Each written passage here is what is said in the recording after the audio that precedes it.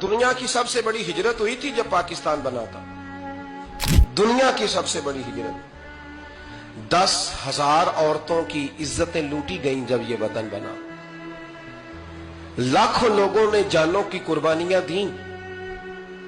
अभी 15-20 साल पहले हिंदुस्तान का पंजाब का जो इलाका है उसको खोला गया तो एक कुएं से अभी भी हड्डियां मिली हैं जो सिखों ने काट कर मुसलमान कुआं ही पूरा भर दिया था। इस तकलीफ के साथ वतन बना।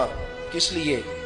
जमहूरियत के लिए, हुक्मरानों के लल्ले तलल्ले के लिए, इनकी बड़ी कारों जीपों और मर्सिडीज के लिए।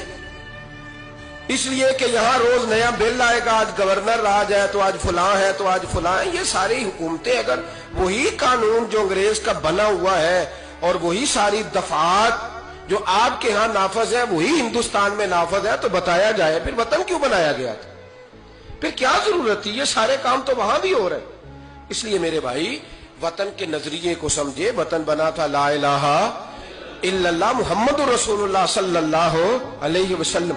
और इकबाल जो बानिए पाकिस्तान है, जो मुसव्वरे पाकिस्तान है, जो तस्वीर देने वाले हैं पाकिस्तान, उनसे किसी ने कहा था क्यों पाकिस्तान बनाना चाहते हो? हम जो एक मिल्लत जो है, हिंदुस्तानी एक मिल्लत है, कौम है, तो क्या जरूरत है? तो इकबाल कहने लगे अपनी मिल्लत पर कयास अक़वाम मगरिब से न कर, खास है तरकीब में कौम रसूल हाशमी।